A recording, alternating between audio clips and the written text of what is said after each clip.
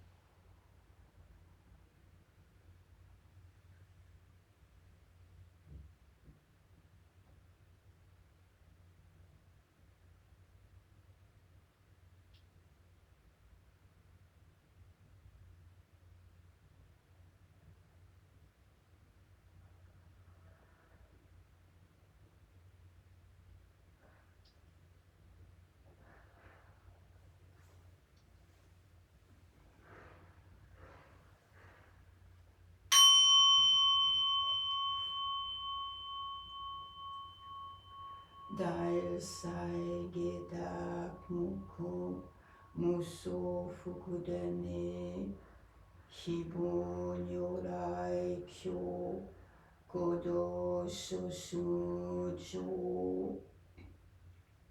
Grands et merveilleux sont les vêtements de l'éveil, sans forme et pourtant recouvrant toutes choses. Je déplie ainsi l'enseignement du Bouddha pour sauver tous les êtres. Grands et merveilleux sont les vêtements de l'éveil, sans forme et pourtant recouvrant toutes choses. Je déplie ainsi l'enseignement du Bouddha pour sauver tous les êtres.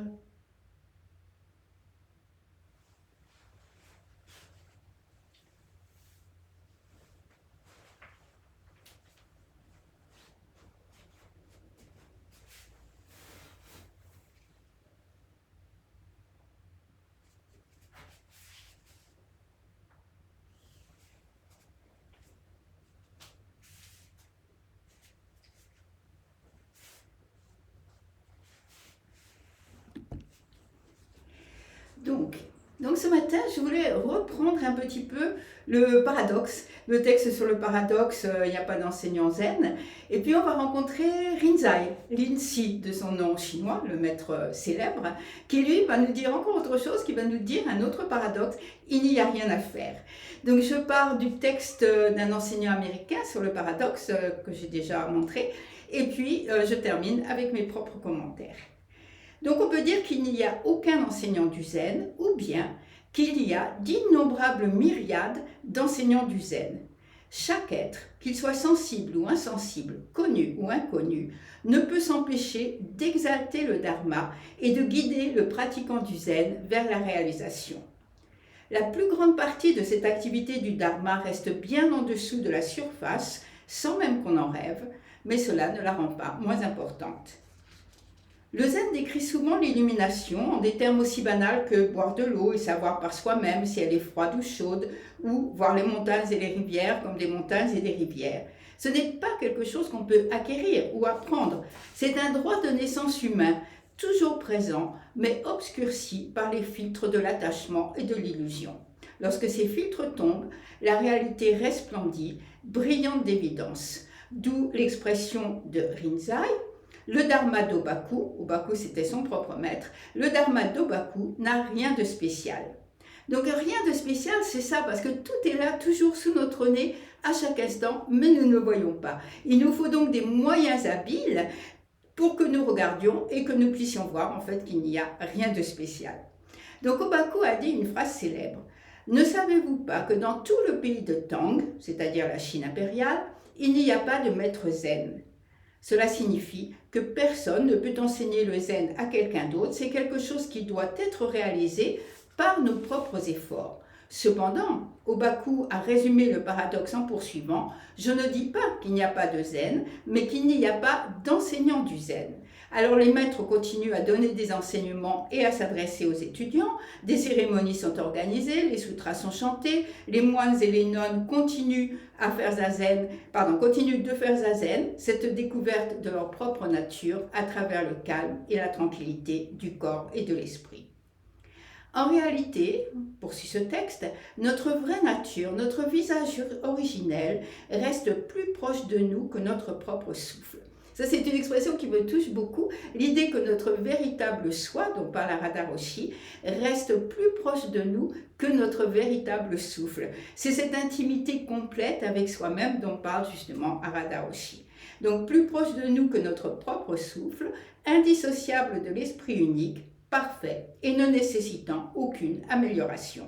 Mais la pratique et l'enseignement du zen se poursuivent, non pas parce qu'il y a quelque chose à apprendre ou à améliorer, mais parce que cette prise de conscience qu'il n'y a pas quelque chose à apprendre va à l'encontre de notre mode de pensée naturel. La pratique est essentielle, justement parce qu'il n'y a rien à enseigner.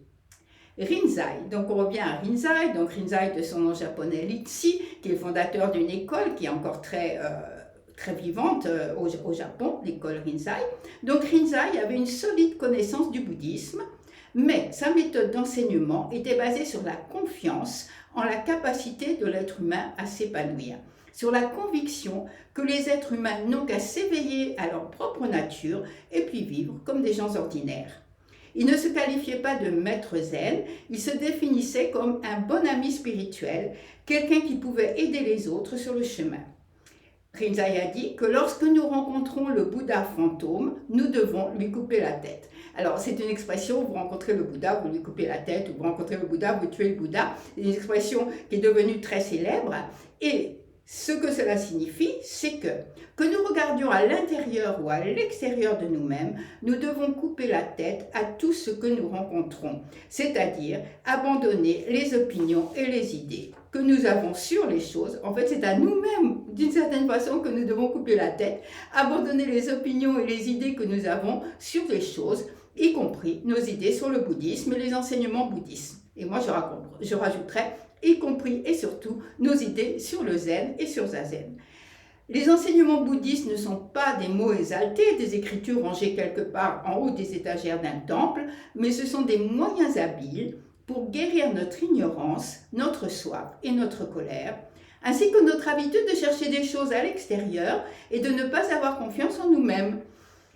Et l'auteur dit que quand nous entrons dans les écrits de Rinzai, nous devrions l'imaginer devant nous en criant « Ne venez pas me voir pour chercher quelque chose. L'illumination, le bonheur, la stabilité et la liberté que vous recherchez sont déjà en vous. » Alors, est-ce que ça signifie que puisqu'il n'y a rien à apprendre, eh bien en fait, il n'y a rien à faire puisque tout est déjà là?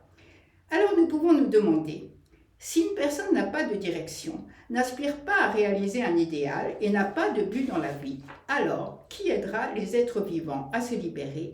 Qui sauvera ceux qui se noient dans l'océan de la souffrance? Thich Nhat Hanh a répondu, ou en tout cas a dit quelque chose, il a dit « Un Bouddha est une personne qui n'a plus rien à faire et qui ne cherche rien. En ne faisant rien, en nous arrêtant simplement, nous pouvons vivre librement et être fidèles à nous-mêmes, et notre libération contribuera à la libération de tous les êtres. » Alors je passe à mes propres commentaires et je pense que, bon, d'une certaine façon, ce rien à faire, ça peut être un petit peu un problème parce qu'il peut être très mal entendu. Alors on sait qu'autrefois, dans l'espèce de Chine mythique ou Japon mythique, où les maîtres rassemblaient leurs moines tous les jours et puis donnaient des enseignements, on le voit dans Maître Dogen, il passait par un côté, il passait par l'autre côté, enfin voilà. Et jusqu'à ce que ça soit entendu, en fait, la signification de ce rien à faire, eh bien, il faut faire attention parce que peut-être qu'en Occident, on a moins entendu les enseignements et qu'on continue à utiliser ce mot d'une façon qui peut être, en quelque sorte, dangereuse pour la personne qui les pense. Par exemple, dans ce texte, Thich Nhat Hanh nous dit que pour vivre librement, pour être vraiment nous-mêmes, pour sauver tous les êtres, il faut ne rien faire et s'arrêter. Alors on se dit, bon, c'est pas très compliqué, puis ça me convient assez, voilà. Mais évidemment, ce n'est pas ce que Rinzai ou Thich Nhat Hanh ou tous les autres enseignants ont voulu nous dire. Ce sont des mots, je dirais presque à prendre avec des pincettes, parce que si on les prend de travers, ça peut nous motiver à ne pas aider, à ne rien faire, à ne pas s'occuper des autres. Et malheureusement, je pense qu'on voit ça parfois chez les personnes, chez les pratiquants qui sont engagés dans un chemin spirituel. Et pourtant, d'autre part, nous prenons des vœux qui disent « je vais aider et sauver tous les êtres ». Alors, comment faire pour mettre ensemble ces deux parties, ne rien faire et puis aider et sauver tous les êtres? Alors, en ne faisant rien, alors la question c'est comment ne rien faire sans faire quelque chose qui serait ne rien faire? Je ne sais pas si vous suivez, on ne fait rien, mais au moment où on ne fait rien, on fait quelque chose qui serait ne rien faire. Et là, on arrive bien sûr au très classique non agir, non faire, non agir. Et en nous arrêtant tout simplement. Alors, il y a cette histoire, j'aime bien cette histoire, du Bouddha qui un jour, arrivant près d'un village pour recueillir des aumônes, voit tous les habitants du village à l'extérieur et qui lui disent « c'est terrible, il ne faut pas entrer dans le village, il y a Angulimala ». Angulimala, c'était un bandit très connu qui tuait tout le monde et qui après leur coupait les oreilles et se faisait un collier avec les oreilles des gens, enfin voilà. Donc il terrifiait tous les villages alentours et tout le monde dit au Bouddha « non, non, n'entrez pas dans le village ». Bien sûr, le Bouddha rentre, il commence à marcher dans la rue désertée du village, et Angulimala le voit, et l'appelle, il lui dit hey, « toi, là, le tondu, le crâne rasé, viens ici, arrête-toi ».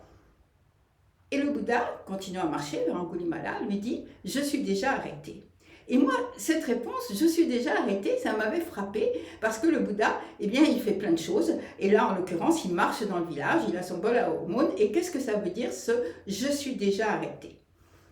Alors, je pense que pour moi, la meilleure réponse, elle se trouve dans un sutra du bouddhisme indien, justement, qui s'appelle le sutra de Bahiya. Bahiya, c'était un ascète. Son nom complet, c'était Bahiya vêtu d'écorce. Donc, il vivait au fond de la forêt, mais il vient auprès du Bouddha. Et par 3 fois, il demande au Bouddha de lui enseigner comment vivre une vie plus large, meilleure et sans souffrance. Et voici ce que le Bouddha lui enseigna. Dans l'acte de voir, qu'il n'y ait que le voir. Dans l'acte d'entendre, qu'il n'y ait que l'entendre. Dans l'acte de sentir, qu'il n'y ait que le sentir. Et dans l'acte de connaître, qu'il n'y ait que le connaître. C'est comme cela, dit le Bouddha, Bahiya, que vous devez vous entraîner. Dans l'acte de voir, qu'il n'y ait que le voir, eh bien, à ce moment-là, on peut réaliser que pour nous, dans le voir, quand on regarde, tombe sur quelque chose, ou quand nous voulons voir quelque chose, eh bien, dans ce voir, nous mettons toujours de la pensée, de l'émotion, du ressenti, des projets, des souvenirs, enfin, nous mettons toujours quelque chose. La plupart du temps. On classe quelque chose en 3 parties, quelque chose d'agréable, on voit quelque chose qui nous fait plaisir, quelque chose de désagréable, on voit quelque chose dont on ne veut pas, ou bien quelque chose de neutre, là je regarde autour de moi dans la pièce, et puis après je me dis, ah ben tiens, je dois classer autrement les photos, enfin voilà. Dans l'acte de voir, nous mettons la plupart du temps quelque chose, et ce quelque chose est coloré en quelque sorte par nos pensées et par nos émotions. Et le Bouddha poursuit. Pour vous, Bahiya, dans votre acte de voir, lorsqu'il n'y a plus que le simple acte de voir, dans votre acte d'entendre, lorsqu'il n'y a plus que le simple acte d'entendre, etc., dans votre acte de connaître, lorsqu'il n'y a plus que le simple acte de connaître, alors, Bahiya, il n'y a plus de moi, de vous, de soi. Alors, en relation avec le voir, l'entendre, le senti et le connu, il n'y a plus de soi. Il n'y a plus que le voir dans le voir, le sentir dans le sentir, etc. Donc à ce moment-là, lorsqu'il n'y a plus de soi là, vous n'êtes plus ici ou là, c'est la fin de la souffrance. À ce moment-là, quand dans le voir, il n'y a plus que le voir, en fait, les choses nous traversent sans que nous les attrapions, sans que nous les colorions, sans que nous les changions en quelque sorte, et nous pouvons voir les choses telles qu'elles sont. À ce moment-là, lorsqu'il n'y a plus personne dans le voir, dans le senti, dans le vu, etc., je ne vais rien rajouter. Et l'autre fois, je parlais des lunettes roses ou des lunettes grises qu'on met suivant notre état d'esprit. Eh bien voilà, nous n'allons plus avoir ces lunettes, nous allons juste voir, juste entendre, etc. Et à ce moment-là, notre vie n'est pas finie. Au contraire, c'est ça ce qui est peut-être difficile à comprendre, puisque nous avons l'impression qu'il faut qu'on mette sans arrêt des émotions dans les choses.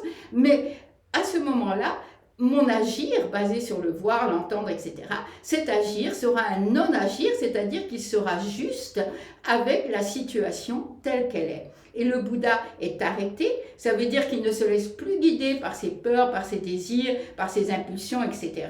Et il peut continuer à enseigner, à donner le dharma, à recueillir des aumônes, à rencontrer des personnes, etc. etc. C'est ce que Harada Roshi, dans le texte précédent, appelle l'univers sans séparation. Il n'y a plus cette séparation que je mets entre le voir et ce que moi je vois. Donc, pour reprendre aussi les mots de Maître Dogen, c'est intime avec soi-même et avec toutes les choses, sans séparation, dans ce non-agir. Et ceci me rappelle Rinzai, dont je parlais tout à l'heure, qui disait « Ne venez pas me voir pour chercher quelque chose. L'illumination, la stabilité, le bonheur, etc., tout ce que vous recherchez est déjà en vous, mais pour le voir, il faut que nous lâchions tout ce que nous mettons dans le voir. » Donc personne ne peut m'apprendre à juste voir, juste entendre, etc. C'est aussi simple que boire de l'eau et savoir si elle est chaude ou froide. Et pourtant, nous sommes plein de fantômes, fantômes du Bouddha, fantômes du Zen, fantômes de la vie, fantômes de notre représentation de nous-mêmes et des autres, et à qui nous devons couper la tête. Et ça, le bon endroit pour le faire, c'est Zazen.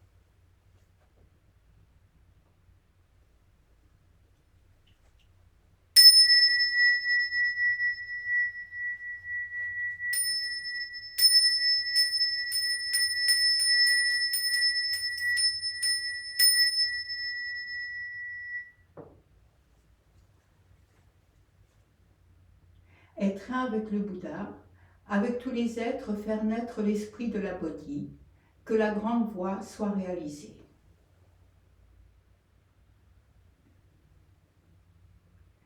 Être un avec le Dharma, avec tous les êtres pénétrer tous les enseignements, sagesse profonde comme le grand océan.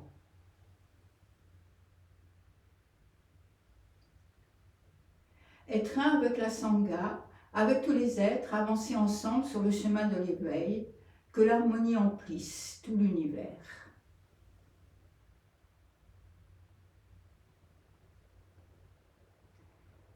Les 4 vœux, ces 4 vœux qui nous font avancer sur la voie pour le bien de tous les êtres.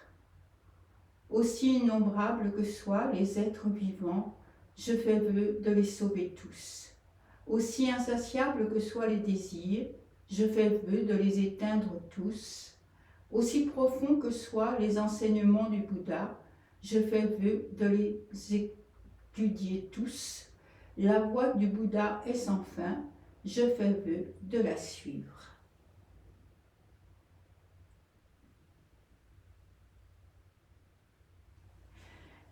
Et puis toujours la gratitude, cette gratitude qui est vraiment quelque chose qui nous aide, qui nous donne la joie pour marcher sur le chemin. Kisedawa Roshi-sama, Minpo Iyam Dai Washo, Niwazenji-sama, Zuigaku Renpo Dai Washo, Nori Roshi-sama, Hakusan Kojun Dai Washo, Morihama Roshi-sama, Horin Daigyo Dai Washo, Horin Daigyo Dai Washo, Horin Daigyo Dai Washo. Et la gratitude pour tous les bodhisattvas qui nous accompagnent et Jizo-sama. Om Kaka Kabisanma Esuaka, Om Makakelaya Suaka, Jizo-sama, Ohayo gozaimasu. Merci beaucoup et à tous un très bon week-end dans le Dharma et dans la joie. Merci.